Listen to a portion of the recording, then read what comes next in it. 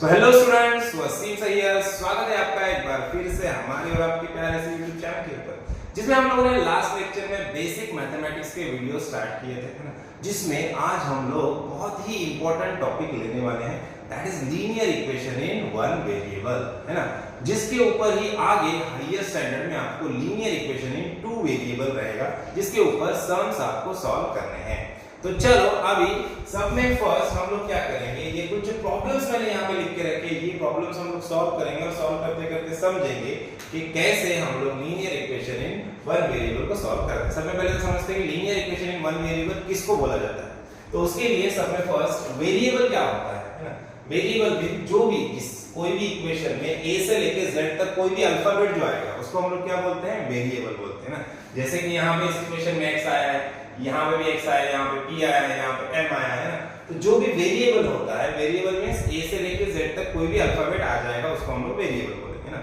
और वेरिएबल को जिसके साथ वेरिएबल नहीं होता है ऐसे टर्म्स को हम लोग कांस्टेंट बोलते हैं, है ना।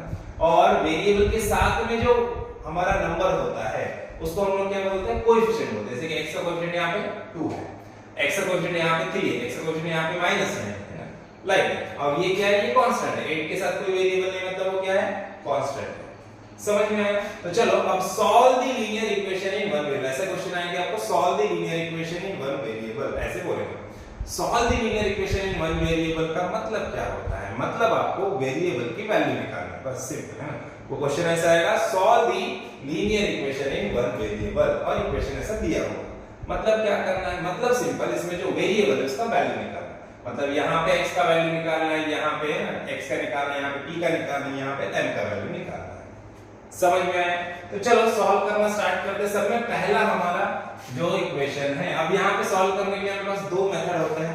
एक तो हम लोग ट्रांसपोजिशन का मेथड यूज कर सकते हैं, मतलब ट्रांसपोज करना है अपने को, है ना। इधर माइनस रहेगा तो प्लस हो जाएगा, तो प्लस रहेगा तो माइनस हो जाएगा, है ना। इस इक्वल्स टू के उधर हम लोग को क्या करना है, वैल्यूज को लेके जाना है तो साइन चेंज हो जाएगा, है ना। और दूसरा वाला होता है जिसमें हम लोग मल्टीप्लाई या डिवाइड कर सकते हैं सेम नंबर को, ताकि उसको अपने को एलिमिनेट करना है।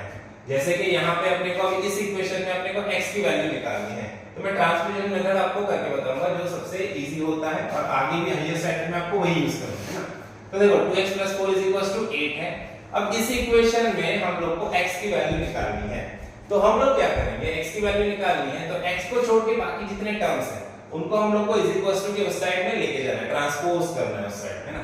तो क्या करेंगे, पहले x के साथ 2 है तो 2x को एज इट इज रहने दो, 2x को हम लोग इधर ही रखेंगे as it is, is equal to के इस साइड में 8 है, इसको भी एज इट इज रखेंगे हम लोग 8 को।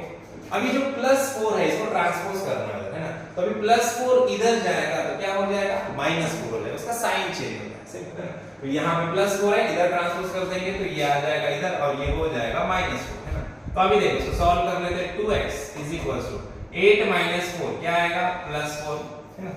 तो 8 - 4 आ जाएगा +4। अभी देखो x के साथ x का कोएफिशिएंट है 2, और x और 2 के बीच में कुछ नहीं होता है, मतलब क्या होता है, मल्टीप्लिकेशन होता है ना। तो यहाँ पे इन दोनों के बीच में क्या है, मल्टीप्लिकेशन है।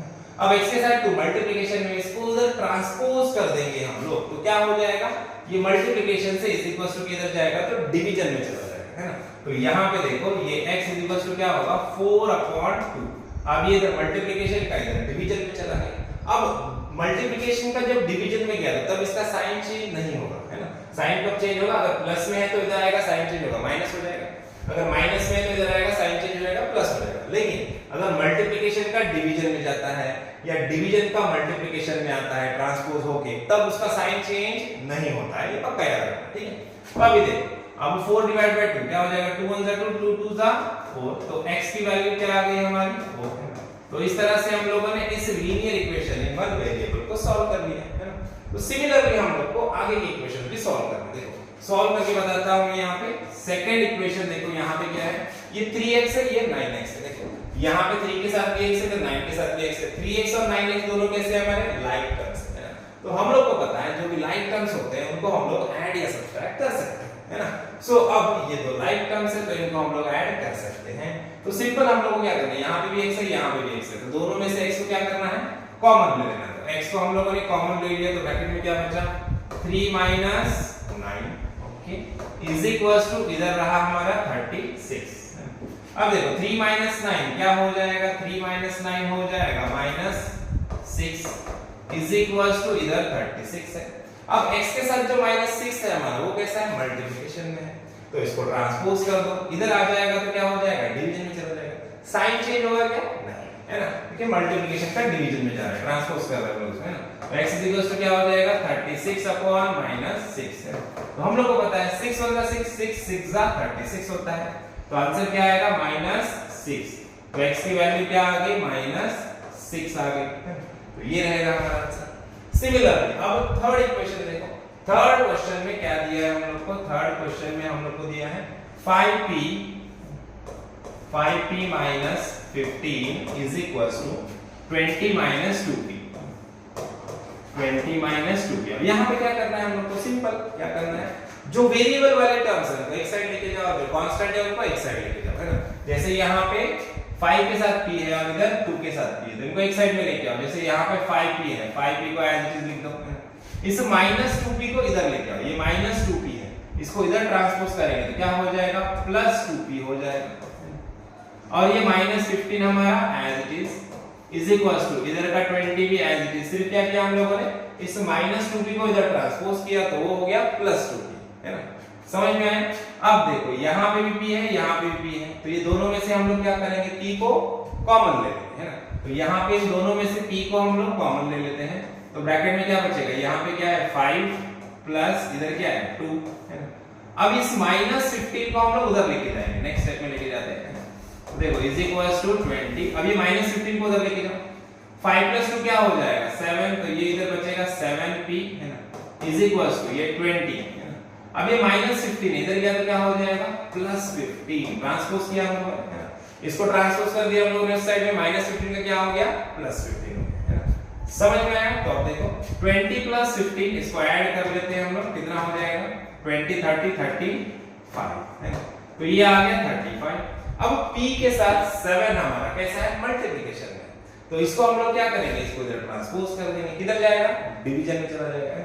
तो यहाँ पे देखो p इज इक्वल्स टू क्या होगा, 35 अपॉन 7, ट्रांसपोज कर दिया। अब मल्टीप्लिकेशन से डिवीजन में गया तो साइन चेंज नहीं होगा, ये पक्का है। अब देखो 7 5 35 होता है, तो p की वैल्यू क्या मिल जाएगी हम लोगों को, 5, 7 5 35, तो p का वैल्यू मिल गया 5। ओके, समझ में आई। अब देखो और एक क्वेश्चन है हमारा, ये वाला क्वेश्चन, इसको सॉल्व करते हैं। देखो क्वेश्चन नंबर 5 अपना, इसके लिए थोड़ा सा इसको हम लोग शिफ्ट कर लेते हैं, इसको शिफ्ट कर लेते हैं ऊपर।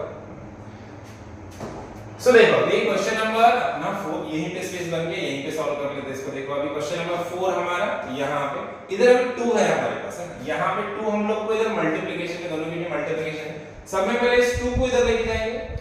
अब आप 2 से अंदर मल्टीप्लाई करके ब्रैकेट को सॉल्व भी कर सकते हो, लेकिन वो थोड़ा सा लेंथी हो जाएगा।